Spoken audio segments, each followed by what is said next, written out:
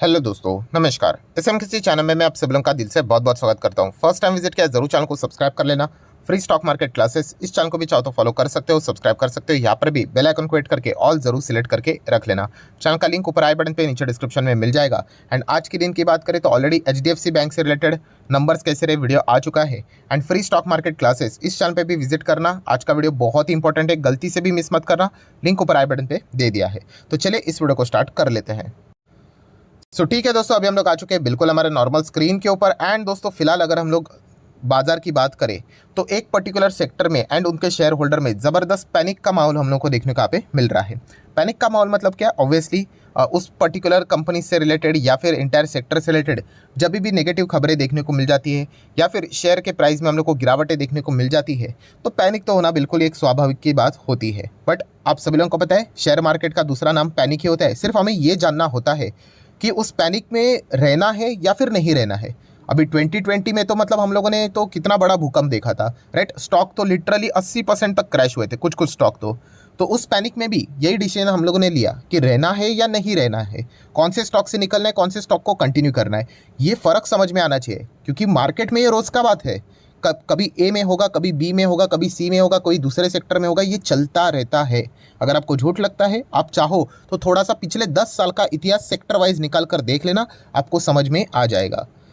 ये सारी बातें जानना बहुत ज़्यादा इंपॉर्टेंट होती है। एंड ये चीज़ें क्यों स्टार्ट हो रही है? क्योंकि अभी जो IT कंपनीज़ के नंबर देखने को मिले, TCS के नंबर हम लोग ने देखे, ठीक है थे, बट येस कितना 1.5% ही हम लोग को गिरते हुए देखने को यहाँ पे मिला है।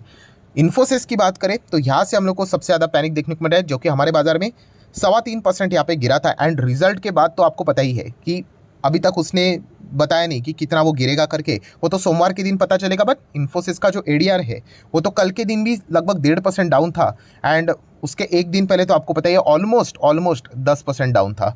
इस चीज़ के चलते हर किसी को पता ही है कि मंडे के दिन इन स्टॉक्स में अच्छी खासी पिटाई तो यहाँ पे होने ही वाली है। सिमिलर वे विप्रो की भी बात करें तो 1.25% डाउन। विप्रो की भी अगर हम लोग बात करें तो अच्छी खासी पिटाई हम लोग को यहाँ पर भी नॉर्मली देखने को मिली। एंड ADR की बात करें तो ADR में भी विप्रो में हम लोग को टॉप लेवल से अच्छी खासी गिरावट देखने को मिली है, जो कि अभी तक हमारे इंडियन स्टॉक मार्केट में वो एडजस्ट यहाँ पे नहीं है। वो एडजस्ट होने के लिए हम लोग को मंडे के दिन का ही इंतजार करना पड़ेगा।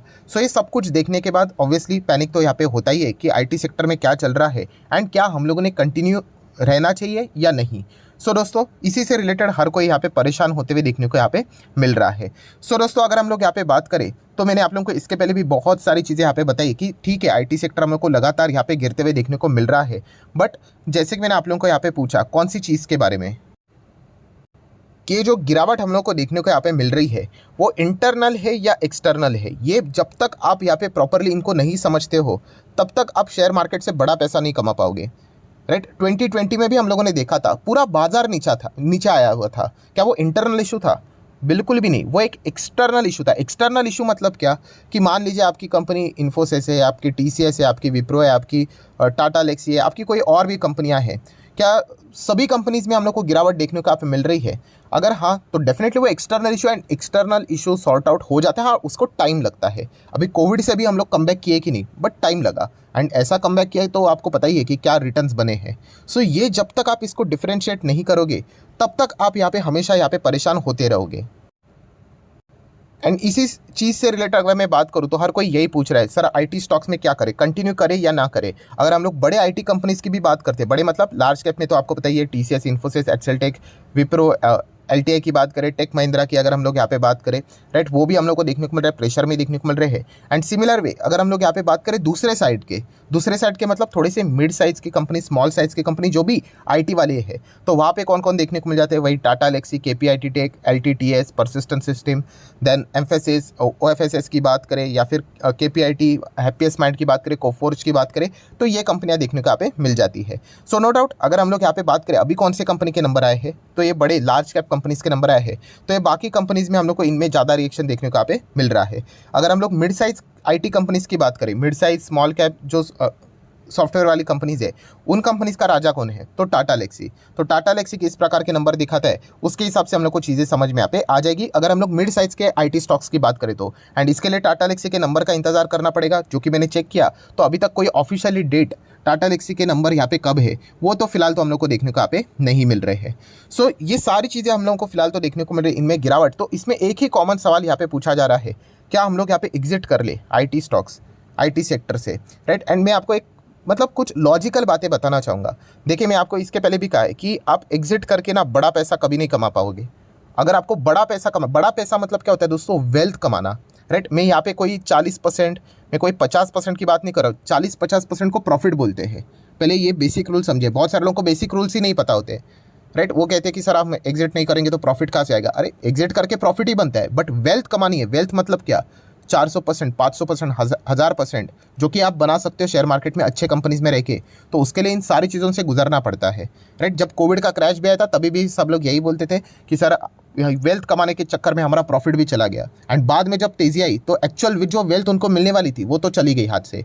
एंड बाद में अभी वापस इंतज़ार कर रहे कि कब वापस वैसा मौका मिलेगा। तो ये जब तक आपको ये डिफरेंस समझ में नहीं आता है तब तक मुश्किल यहाँ पे आपको होती रहेगी। मतलब आप बार बार एग्जिट की यहाँ पे बात करोगे। जिसका विजन पहले से ही क्लियर है कि मुझे 500%, 600%, 1000% निकालना है, उसको पता है इस प्रकार की 40% की जंप्स आएंगे, वापस वो 40% चले जाएंगे, 30% के जंप आएंगे, वापस चले जाएंगे। बट ऐसा करते करते स्टॉक्स ऊपर भागते हैं। आज जितने भी ये स्टॉक्स है, आप जिनके भी नाम अभी देख रहे हो, अब देख लेना पिछले 10 साल में कहाँ पे थे एंड आज कहाँ पे है, राइट। मैं उस चीज़ की यहाँ पे बात कर रहा हूँ। तो ये पहले से मैं आपको बताना चाहूँगा कि ये बहुत फेवरेट टॉपिक होता है रिटेल इन्वेस्टर का कि क्या हम लोग एग्जिट कर ले। तो पहले आप डिसाइड करो कि आप हो कौन। आप जेन्युइनली लॉन्ग टर्म इन्वेस्टर रहना चाहते हो, वेल्थ क्रिएट करना चाहते हो, तो इस चीज़ के चलते तो कोई वेल्थ क्रिएट होती है नहीं, राइट। एंड अगर आप शॉर्ट टर्म हो एंड प्रॉफिट कमाना चाहते हो तो फिर आपका रास्ता बहुत क्लियर है। तो प्रॉफिट तो आपको मिल रहा है तो आप एग्जिट कर सकते हो। बट वेल्थ वालों को हमेशा यहाँ पे रुकना पड़ता है लॉन्ग टर्म के हिसाब से। ये मैं ऑलरेडी आप लोगों को पॉइंट बोल चुका है। एंड सबसे मेन चीज़ कि पहले डिफरेंशिएट करना सीखो कि internal reason and external reason. ये जो अभी चीज़ें देखने को मिल रही है ये एक्सटर्नल रीज़न है आईटी सेक्टर में। एंड ये सिर्फ आईटी सेक्टर की बात नहीं है, ऐसी सारी चीज़ें कितने सारे सेक्टर्स में हुई है दोस्तों, राइट। इंटरनल रीज़न मतलब क्या कि मान लीजिए ABCD ऐसे 26 आईटी कंपनीज है, राइट। अल्फ़ाबेटिकली अगर हम लोग बात करें और 25 आईटी कंपनियां भाग रही है और एक आईटी कंपनी नहीं चल रही है, मतलब हम कह सकते हैं कि उस कंपनी में इंटरनल इशू है, कुछ तो गड़बड़ है कि पूरा सेक्टर भाग रहा है, आप ही की कंपनी को क्या हुआ है, राइट। उसको इंटरनल बोलते हैं। उसमें बहुत ज़्यादा स्टडी करना पड़ता है कि रहना है कि नहीं रहना है करके। बट जब एंटायर सेक्टर ही नीचे आ जाता है तो फिर कोई चिंता की ज़रूरत नहीं होती, क्योंकि ये शेयर मार्केट की एकदम नॉर्मल जर्नी है दोस्तों। अभी ये समझने के लिए, सीखने के लिए आपको मार्केट में टाइम गुजारना पड़ता है। जो टाइम नहीं गुजारेगा, जो अभी अभी जस्ट कोविड की मतलब बाद में जो बुल रन देखकर जिसने तेज़ी देखकर एंट्री मारी है, उसके लिए ये सिचुएशन बहुत टफ होने वाली है इन चीज़ों को एक्सपीरियंस करने के लिए। बट कुछ लोग हैं अभी भी, हम लोग कह सकते हैं, जो यहाँ पे इन चीज़ों को सीखना चाहते हैं। तो बहुत ही अच्छी चीज़ देखने को मिल रही है। देखिए मैं आपके सामने अभी ग्राफ दिखा रहा हूँ। ये कौन सा है, ये आईटी सेक्टर के ग्राफ से दिख रहे हैं आप लोग। सबके सब 2018 में फ्लैट थे, फिर कोविड में 40-50% क्रैश हो गए एंड उसके बाद रॉकेट की तरह भाग गए। आज आप देख सकते हैं यही सारे स्टॉक्स आपको नीचे देखने को मिल रहे हैं, सारे के सारे। आप देखो ऐसा है कोई कि ऊपर है करके, कोई नहीं है। इसी को बोलते हैं एक्सटर्नल रीजंस, एक्सटर्नल इश्यूज। तो ये पॉइंट आप लोगों को यहाँ पे समझना है। बड़े बड़े कंपनीज की यहाँ पे मैं बात कर रहा हूँ, TCS, इन्फोसिस, टेक महिंद्रा की। एंड छोटे कंपनीज भी देखोगे, टाटा एल्क्सी टॉप लेवल से नीचे, आप देख रहे हो कि नहीं, राइट। देन अगर हम लोग बात करेंगे हैप्पीएस्ट माइंड, ये भी टॉप लेवल से नीचे, देख रहे हो कि नहीं, राइट। तो ये एक्सटर्नल इशू है दोस्तों, जो मैं आपको यहाँ पे बार बार समझाने की कोशिश कर रहा हूँ। ये इंटरनल इशू नहीं है। एंड एक्सटर्नल इशू से डर के मारे तो एग्जिट करने की जरूरत नहीं है। बाकी आप किसी चीज़ के चाहो तो एग्जिट कर सकते हैं कि मुझे पैसा चाहिए था, प्रॉफिट चाहिए था, कोई इमरजेंसी है, वो अलग रीज़न है। बट मैं डर गया यहाँ पे कि मेरा प्रॉफिट मतलब ये नीचे आ रहा है करके, ये क्या हो रहा है करके, तो फिर मार्केट में टिकना बहुत मुश्किल है, क्योंकि मार्केट में ऐसी ही चीज़ें चलती रहती है। तो ये एक्सटर्नल इशू है, ये आपको पता होना चाहिए। एंड ये कोई एक सेक्टर की बात नहीं दोस्तों। जैसे मैंने आप लोगों को कहा कि 2018, आपको ओपनली कह रहा हूँ, जाकर देख लेना। अगर ये बात झूठ रहेगी तो मैं चैनल बंद कर दूंगा। 2018 की अगर मैं बात करूँ, जाकर ऑटो सेक्टर को देख लेना। पूरा ऑटो सेक्टर दोस्तों एकदम टॉप लेवल पे था, आ गया नीचे। क्यों? रीज़न मिल गया, सरकार ने बहुत सारी चीज़ें बदल दी। Loading capacity, then BS6 norms की बात करें, फलाना ढिमकाना, कुछ ना कुछ बाजार को रीज़न मिल जाता है। सभी ऑटो स्टॉक्स नीचे, सभी के सभी auto stock, auto ancillary stock.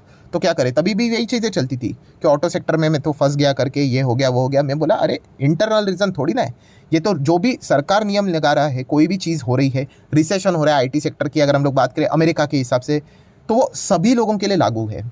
मेरी कंपनी तो मेरे कंपनी के लिए भी वो नुकसान होगा टेम्पररी बेस के लिए, आपके कंपनी के लिए भी होगा। ऐसा नहीं कि आपकी कंपनी को स्पेशल ट्रीटमेंट मिलेगी, उसको होने वाला नहीं है। तो ये चीज़ आप लोगों को समझ में आनी चाहिए। एंड ऑटो सेक्टर की बात करें, अशोक लेलैंड, देखिए कैसा चार्ट पैटर्न आया था। देखिए 2018 से नीचे ये 60-70% स्टॉक गिरे थे। इतना ज़बरदस्त। बट सभी के सभी कंपनीज, आप महिंद्रा महिंद्रा की बात कीजिए, इतनी बड़ी कंपनी 1000 पे चलती थी, देखिए कहाँ तक आ गई है, 500 के भी नीचे, समझ रहे हैं, 1000 के 500 के भी नीचे, मतलब कितना, 60-70% गिरना। महिंद्रा जैसी कंपनी, उसमें कोविड का तड़का लगा, वो तो अलग ही बात है, राइट। देन और कौन सी कंपनी आपको चाहिए, टीवीएस देखना है, देख लीजिए, एग्जैक्टली चार्ट पैटर्न चेक करने होगे। ये तो थोड़ा सा ही चार्ट पैटर्न देखने को मिल रहा है, मैक्सिमम ओपन करता हूँ, ये देखिए एकदम परफेक्ट एग्जांपल, कितना गिरा देखिए, 60-70%। नो डाउट 2018 प्लस उसमें कोविड का तड़का लगा तो और एक्सट्रीम गिर गया, तो सब कुछ ही छोड़ देना चाहिए, बंद ही कर दो सब कुछ। आज देखिए स्टॉक कहाँ पे। तो वो जब तक आपको लॉजिक समझ में नहीं आता है ना, आप नाचते रहोगे इधर उधर इधर उधर। जो प्रॉपरली स्टडी करता है, जो समझता है कि गिरावट के पीछे की वजह क्या है, क्या प्रॉब्लम है करके, वही शेयर मार्केट में टिक पाएगा दोस्तों। एंड ये देखिए, आपको मैं अगर ग्राफ दिखा दूँ, देख रहे हो ये कौन सा है, ऑटो सेक्टर का ग्राफ है, 2018 से यहाँ से लेके यहाँ तक आप चेक कर सकते हो, 2020 तक कितने गिरे थे, देखिए आपके सामने लिखा हुआ है 50% से नीचे। सो तभी भी यही था कि ऑटो सेक्टर की दुनिया तो खत्म हो गई। मैं बोला ठीक है, खत्म हो गई तो खत्म हो गई, कुछ समय के बाद यहाँ पे मिल जाएंगे। आज देखिए स्टॉक्स कहाँ पे, सबके सब रिकवर होकर टॉप पे ऊपर यहाँ पे आ चुके हैं। सो यही चीज़ आप लोगों को समझनी है दोस्तों। एंड ये चीज़ मैं बार बार कहना चाहूँगा कि यहाँ पे ऑटो सेक्टर में हम लोगों ने देख लिया, कभी केमिकल में हम लोग देख रहे हैं, देन आईटी सेक्टर में अभी देख रहे हैं, बैंक फाइनेंस की अगर हम लोग बात करें वहाँ पर भी देखने को मिलेगा। अरे ये हमेशा चलता रहता है दोस्तों, कोई सेक्टर हमेशा लाइफ टाइम टॉप पे नहीं रहता है। ये जिसको ये हकीकत समझ में आ गई वो मार्केट में टिक गया, एंड जिसको ये समझ में नहीं आई वो रोज़ पोर्टफोलियो देख देख के फ्रस्ट्रेट हो जाएगा, बोलेगा कि मतलब कहाँ पे आके मैं फंस गया करके, राइट। सो बड़ा पैसा अगर बनाना है तो ये सारी चीज़ों के साथ डील करना पड़ता है, क्योंकि शेयर मार्केट का दूसरा नाम ही पैनिक एंड प्रॉब्लम है। ये भी पॉइंट आप लोगों को पता होना चाहिए। तो ये चीज़ें अगर आप सीख गए तो फिर आप मार्केट में बड़ा पैसा यहाँ पे कमा सकते हो। तो ओवरऑल कंक्लूजन क्या है, कि कंक्लूजन यही है कि आईटी सेक्टर में जो भी हो रहा है वो एक्सटर्नल इश्यूज़ है।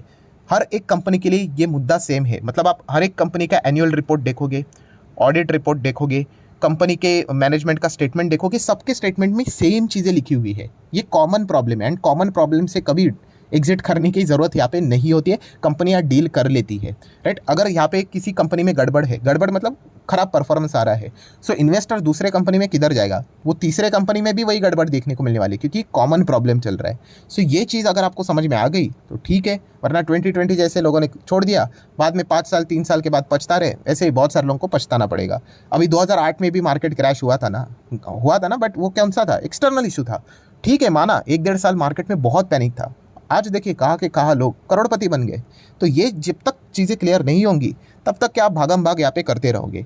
सो जितना हो सके मैंने मेरे साइड से तो आप लोगों को क्लैरिफाई यहाँ पे कर दिया है। फाइनल डिसीजन तो आप ही का यहाँ पे होना चाहिए। सो वीडियो अच्छा लगे तो लाइक एंड चाहो तो शेयर यहाँ पे कर सकते हो। एंड डीमैट अकाउंट अगर आपने अभी तक ओपन नहीं किया है तो लिंक नीचे डिस्क्रिप्शन में 25 वीडियो की लिस्ट आपको बिल्कुल फ्री ऑफ कॉस्ट मिल जाएगी। आपका नाम कौन सा अकाउंट आपने लिंक के थ्रू ओपन किया है प्रॉपरली कमेंट्स में बता देना, तो हफ्ते भर के अंदर अंदर सारे लेक्चर्स मेरी साइड से फ्री ऑफ कॉस्ट प्रोवाइड कर दी जाएंगे, ताकि आप शेयर मार्केट को आसान भाषा से सीख सको। So that's it, thank you very much. So we will be meeting our next video, तब तक के लिए बाय बाय।